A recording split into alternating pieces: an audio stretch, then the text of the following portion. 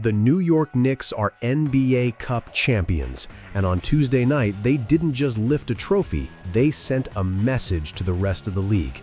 In a game defined by resilience, depth, and belief, the Knicks erased a double-digit deficit to defeat the San Antonio Spurs 124-113, capturing the 2025 NBA Cup title and making a powerful case that this season could become something far greater than anyone imagined.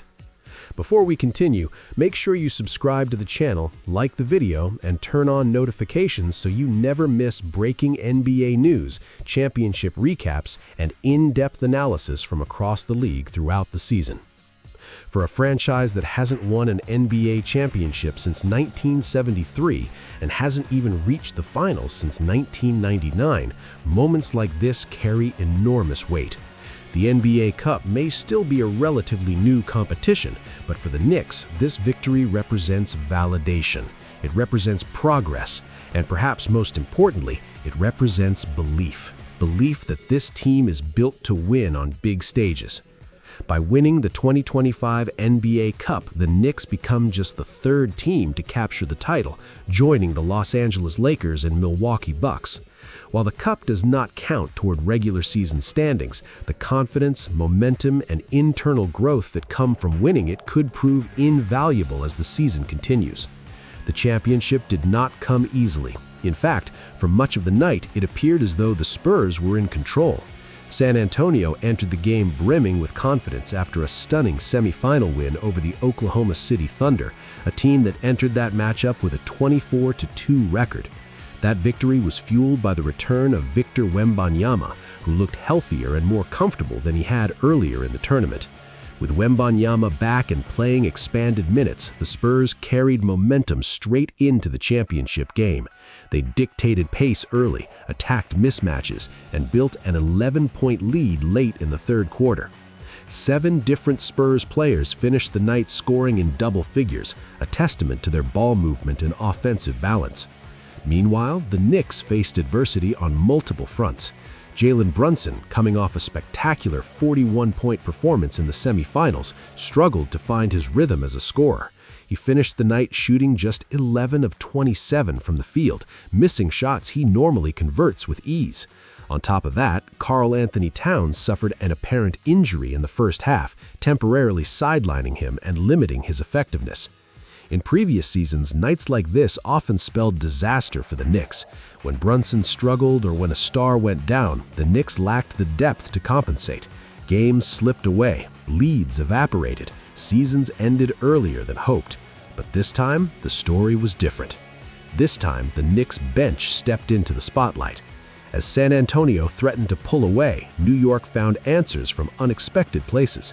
OG Anunoby delivered the performance of the night, scoring a game-high 28 points on efficient shooting while also contributing 9 rebounds and 3 assists. Anunoby attacked mismatches, knocked down timely shots, and played elite defense, setting the tone for the comeback. Kolek provided a spark off the bench, scoring in double figures and injecting energy into the offense when it stalled. Clarkson did the same, bringing shot creation and confidence that forced the Spurs to adjust defensively. Together, they provided the offensive punch the Knicks desperately needed. Perhaps the most physically dominant performance came from Mitchell Robinson. While he did not lead the team in scoring, Robinson controlled the game in a different way.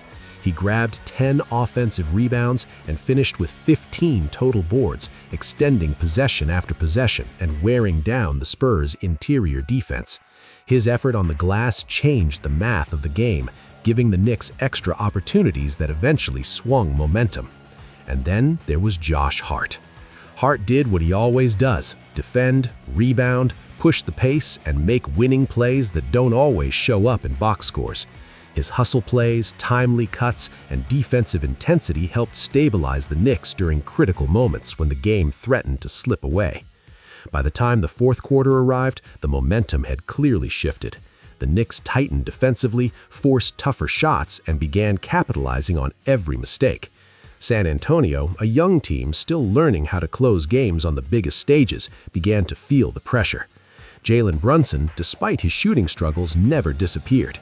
He orchestrated the offense, drew defenders, and made the right reads. His gravity created space for teammates, and his leadership kept the Knicks composed. After the game, Brunson accepted NBA Cup MVP honors and made it clear the trophy was a team achievement. Without the contributions of the bench, the Knicks do not win this game. Without Anunoby's scoring, Robinson's rebounding, and the energy provided by Kolek and Clarkson, the comeback never happens. That reality speaks volumes about how far this roster has come. For the Spurs, the loss stings but does not erase the promise they displayed throughout the tournament. Wembanyama's presence alone changes the geometry of the court, and his increased minutes signaled growing trust in his health and conditioning. San Antonio's balanced scoring and composure through much of the game suggest a bright future, even if this moment came a bit too soon. But the night belonged to New York. Beyond the trophy, the victory carries tangible rewards. Each Knicks player will receive over $500,000 in prize money, a meaningful bonus that matters especially for younger and less heralded players. For the Spurs, the runner-up prize still provides financial incentive, but the emotional difference between first and second was evident. From a standings perspective, the Knicks entered the night sitting second in the Eastern Conference with an 18-7 record, just 2.5 games behind the Detroit Pistons. While the NBA Cup does not count toward regular season standings, the confidence, momentum, and internal growth that come from winning it could prove invaluable as the season continues. The most important takeaway is depth. For years, critics questioned whether the Knicks could survive off nights from their stars. This game provided a resounding answer. Not only did they survive, they thrived. They adapted, they trusted their bench, they leaned into collective effort rather than individual brilliance. That development could reshape the Eastern Conference race. As the season continues, opposing teams now have to consider New York not just as a solid playoff team, but a legitimate threat capable of winning high-stakes games under pressure.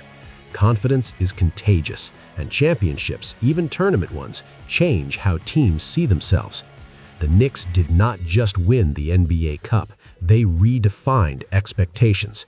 For a fan base that has waited decades for sustained success, this moment matters. It matters because it represents growth. It matters because it reflects smart roster construction. And it matters because it proves that when adversity strikes, this Knicks team has answers.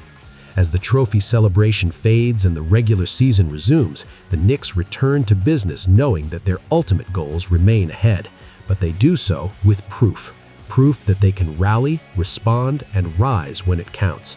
The NBA Cup championship may not count in the standings, but it counts where it matters most, in belief, momentum, and the unmistakable sense that this season could be something special in New York.